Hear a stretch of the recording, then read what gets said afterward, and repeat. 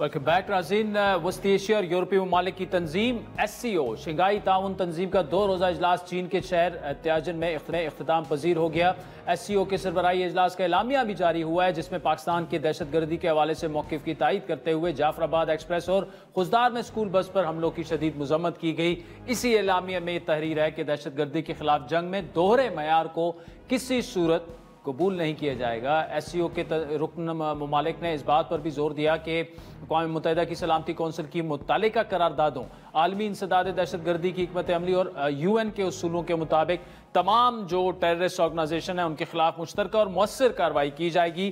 SCO کے 25ویں سربراہان مملکت کونسل اجلاس میں پاکستان کی نمائندگی پرائم منسٹر شہباز شریف نے کی. وزیر اعظم کی تقریر اور اجلاس کے دوران ہونے والے 2 طرفہ ملاقاتوں نے پاکستان کے خارجہ پالیسی کے اہداف، سیکیورٹی خدشات اور علاقائی اور عالمی تعلقات کی سمت کو واضح کیا ہے. پرائم منسٹر نے اپنی تقریر کے آغاز میں SCO کو خطے میں تعاون، استحکام اور انضمام کے فروغ کا مؤثر پلیٹ فارم قرار دیا. اس کے علاوہ ان کا خطاب صرف عمومی سفارتی آداب یا بیانات تک محدود نہیں رہا. انہوں نے بلوچستان اور KP میں ہونے والے دہشت گرد حملوں میں غیر ملکی عناصر کے ملوث ہونے کا معاملہ واضح طور پر اٹھایا. پرائم منسٹر نے مزید کہا کہ دہشت گردی اور علیحدگی پسندی پوری جو SCO ہے ان ممالک کے لیے خطرہ ہے. Ladies and gentlemen, the menace of terrorism, separatism and extremism continues to pose a grave threat to Pakistan and endanger peace and security of the entire SCO region and SCO family. We condemn terrorism in all its forms. اس اجلاس کے side lines پر وزیر اعظم متعدد عالمی رہنماؤں سے ملاقاتیں کی جن میں ایرانین پریزیڈنٹ مسعود پشکیان اور ٹرک پریزیڈنٹ رجب طیب اردوان کے ساتھ ملاقاتیں خاص اہمیت رکھتی ہیں. ایرانی صدر کے ساتھ گفتگو میں 2 طرفہ سیاسی اور اقتصادی تعلقات پر بات چیت کے ساتھ ساتھ جو انرجی سیکٹر ہے اس میں تعاون اور علاقائی امن کی ضرورت پر بات ہوئی، جبکہ ایرانی صدر نے پاکستان میں موجود سیلاب کی صورتحال پر ہمدردی کا اظہار کرتے ہوئے جو ہے وہ دونوں ممالک کے تعلقات کی اہمیت کو تسلیم کیا. ٹرکی کے پریزیڈنٹ رجب طیب اردوان کے ساتھ ملاقات میں دفاعی، اقتصادی اور سیاسی تعاون پر بات چیت ہوئی. پرائم منسٹر نے Russian president Vladimir Putin, Malaysian صدر انور ابراہیم، UN کے سیکرٹری جنرل انتونیو گوترس اور وسطی ایشیائی ممالک کے صدور کے ساتھ بھی غیر رسمی ملاقاتیں کی. اس کے علاوہ سربراہان مملکت سے پرائم منسٹر کی حالیہ ملاقاتیں ایک چیز کو ریفلیکٹ کرتی ہیں کہ پاکستان سفارتی محاذ پر جو ہے کافی فعال اور متحرک کردار ادا کر رہا ہے. اس وقت تفصیلی گفتگو کریں گے. ہمارے ساتھ موجود ہے اقوام متحدہ میں پاکستان کی سابق مستقل مندوب ایمبیسڈر ڈاکٹر ملیہ لودھی صاحبہ. ڈاکٹر صاحبہ بہت شکریہ. ایک تو پرائم منسٹر کی سپیچ پر کمنٹ کر دیجئے گا جو انہوں نے بلوچستان اور KP میں دہشت گردی کی اور بیرون مداخلت کا ذکر کی. کتنی بین الاقوامی سفارتکاری کی اگر بات کی جائے کتنا مؤثر ثابت ہوتا ہے ایسے پلیٹ فارم پر اس بیانیے کو آگے بنانا، اور اوورآل SCO کے سمٹ کے بارے میں بتائیے گا کہ آپ کا ٹیک اوے ابھی تک کیا رہا؟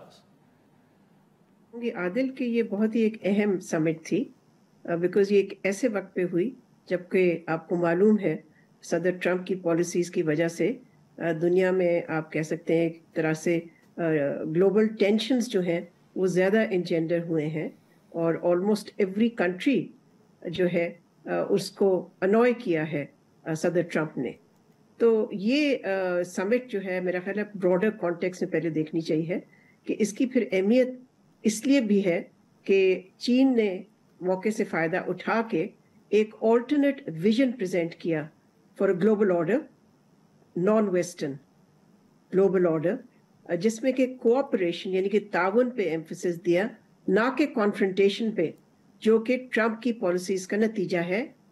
سو میں سمجھتی ہوں کہ یہ ایک پلیٹ فارم ملا ان ممالک کو یعنی کہ دنیا کے سب سے important countries, some of the most important countries in the world, to rally together to counter the kind of policies that President Trump is pursuing. اور اس میں because the Shanghai Cooperation Organization is essentially a security organization, although اس میں ظاہر ہے economic और trade cooperation की भी अब बात होती है. It has evolved from a security organization to a economic one as well. तो इसीलिए फिर मुख्तलिफ ममालिक अपना मौक़िफ़ पेश करते हैं और अपने जो सिक्योरिटी के चैलेंजेस है उनका तज़किरा करते हैं. So you should see Prime Minister Shahbaz Sharif's speech and the references to Pakistan's challenges from terrorism this context. अच्छा एम्बेसडर, आपने प्रेसिडेंट ट्रंप की पॉलिसीज का जिक्र तो किया, लेकिन उसी कॉन्टेक्स्ट में अगर देखा जाए तो पाकिस्तान और अमेरिका के जो स्ट्रेटेजिक ताल्लुकात हैं उसमें हमने देखा कि कुछ थोड़ी सी कुर्बत आई है, खुसूसन पाक इंडिया तनाज़े के बाद. ट्रंप की जो स्टेटमेंट्स थी, फिर फील्ड मार्शल का विजिट था, उसके बाद इंडिया पर 50% टैरिफ लगना, वो तो एक अलग स्टोरी है. लेकिन पाकिस्तान को किस तरह से क्या केयरफुल रह के खेलना पड़ेगा? जिस तरह आपने कहा सिक्योरिटी समिट है और उसमें डोनाल्ड ट्रंप की जो पॉलिसीज हैं वो अभी तक हमने देखा कि एंटी रशिया, चाइना और इंडिया रही हैं. इस पे मैं 3 चीजें कहूंगी जी. नंबर 1 तो ये कि कोई स्ट्रेटेजिक रिलेशनशिप तो नहीं है अमेरिका और पाकिस्तान के दरमियान. ये जरूर है कि there has been a recent warming in ties, लेकिन इसका मतलब नहीं है कि ताल्लुकात स्ट्रेटेजिक हो गए. अभी तो हमने देखना है कि इसमें कन्वर्जेंस कहाँ आती है और सब्सटेंस कहाँ आता है. पॉजिटिव स्टेटमेंट्स वाशिंगटन से आने का मतलब नहीं है कि रिलेशनशिप स्ट्रेटेजिक हो गई है. इस वक्त सिर्फ सीटी पे कोऑपरेशन है जो कि आप कह सकते हैं कन्वर्जेंस है. बाकी मुझे तो कोई कन्वर्जेंस उस तरह की नज़र नहीं आई जिससे कि ताल्लुकात को स्ट्रेटेजिक कहा जाए. नंबर 2, आप कहते हैं पाकिस्तान को केयरफुल होना चाहिए. क्यों होना चाहिए पाकिस्तान को? किस चीज़ के लिए केयरफुल होना चाहिए? Pakistan pursues its own policies and its own interest, not the interest of the United states. सो पाकिस्तान के मुफाद में क्या है? इस वक्त तो पाकिस्तान के मुफाद में ये है कि it should be part of the global consensus. और उस ग्लोबल कंसेंसस में क्या है? ग्लोबल कंसेंसस जिसकी हमने अक्कासी देखी है in the declaration issued after the summit और ड्यूरिंग द समिट, उसमें यही है ना कि there is a desire on the part of the world, many of the countries represented in the SCO, for a multipolar world and for an effort to counter what it calls हेजेमनिज्म. तो hegemony तो फिर जाहिर है America ही चाहता है ना कि वो हेजेमनी अपनी इस्टेब्लिश करे दुनिया पे. और फिर मैं तीसरी चीज़ ये कहूँगी कि ये क्लियर होना चाहिए, हमारे जहन में कंफ्यूजन नहीं होनी चाहिए. पाकिस्तान की स्ट्रेटेजिक प्रायोरिटी चाइना है, अमेरिका नहीं है. इसलिए कि China meets Pakistan defence and economic interest, not America.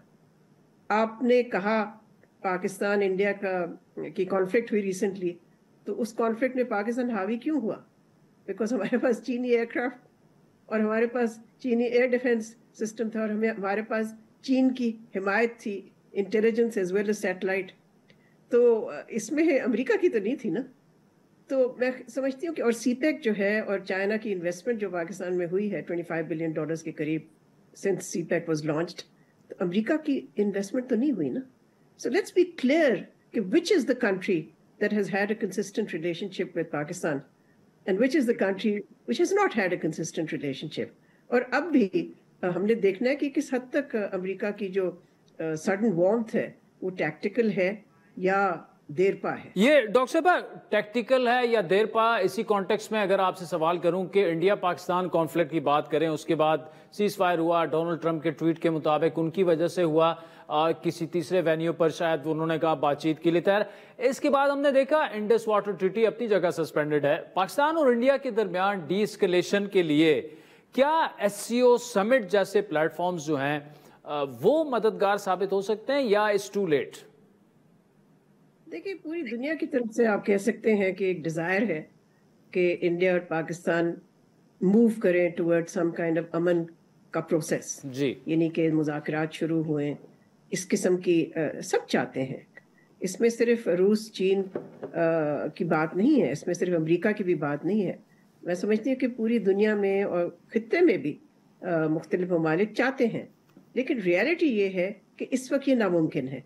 ना भारत तैयार है और ना ही पाकिस्तान, इसलिए कि टेंशन्स अभी भी वही हैं. और भारत की तरफ से तो जाहिर है जिस किस्म के जारहाना रवैया है टुवर्ड्स पाकिस्तान, उससे कोई स्पेस नहीं मिलती.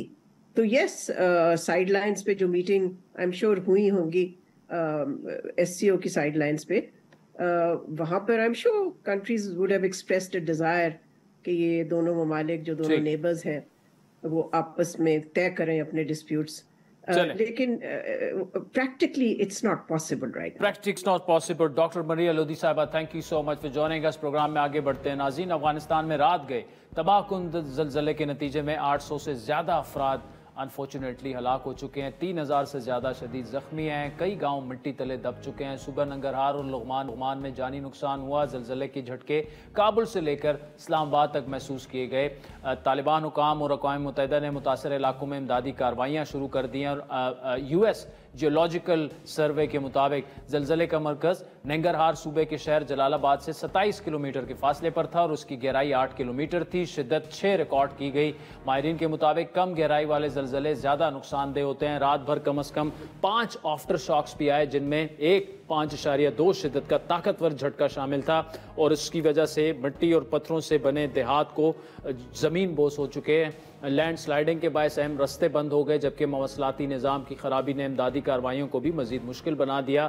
افغانستان میں زلزلے معمول کی بات ہیں، خاص طور پر ہندو کش کا جو پہاڑی سلسلہ ہے، یوریشین اور انڈین ٹیکٹونک پلیٹس آپس میں ملتی ہیں. ننگرہار صوبے میں ہفتے کی رات کو شدید بارش اور سیلاب نے بھی 5 افراد کی جان لے لی تھی.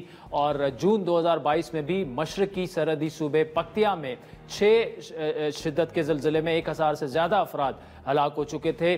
ہماری دعائیں اور نیک خواہشات جو ہیں افغان عوام کے ساتھ ہیں. تو آج کے پروگرام میں اتنا ہی. ناظرین، فیڈ بیک ضرور دیجیے. ٹویٹر ہینڈل @عادل شاہ زیب. اجازت دیجیے. اللہ حافظ.